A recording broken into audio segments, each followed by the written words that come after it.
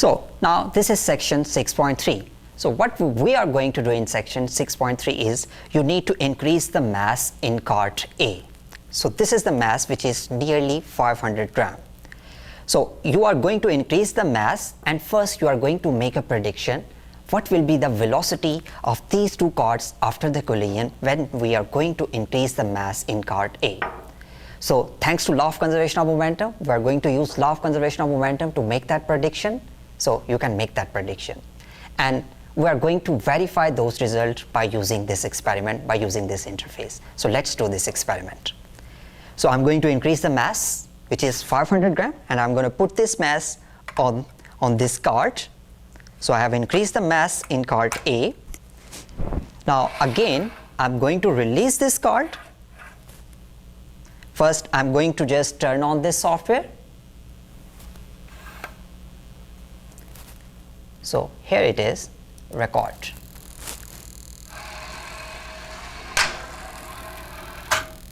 So I'm going to stop this now. Now you can clearly see from this graph, now again, initially before the collision, this was moving with this velocity, and we can find this velocity by using this tool.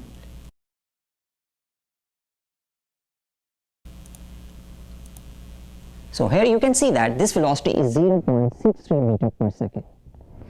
This is the velocity before the collision, and let's see what is the velocity of these two carts after the collision. So I'm going to move this from here to here. And here you can see that now velocity of the collision has reduced. This is 0.41 meter per second.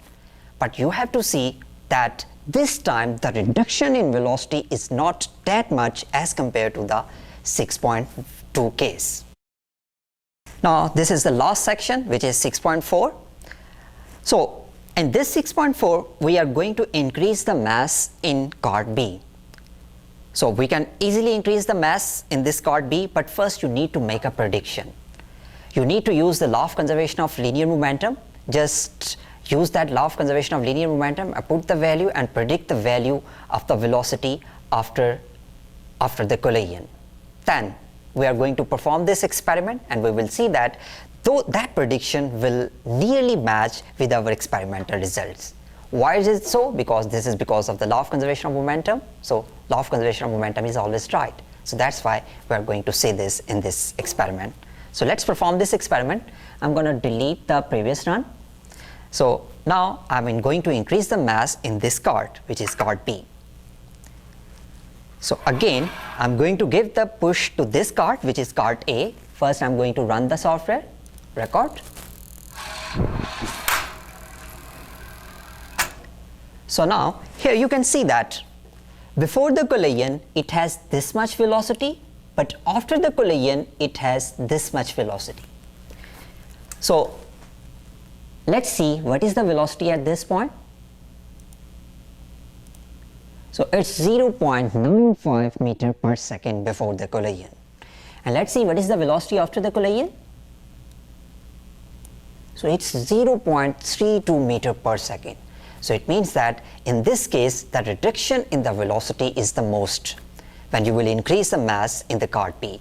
Why is it so? Because even you can see in the formula of law of conservation of momentum, law of conservation of linear momentum, the mass B exists in the denominator. So when you will increase the mass in the denominator, so there will be reduction in the velocity most.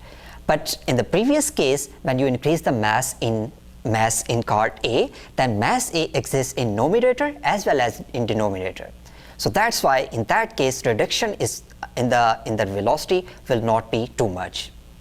So that's all.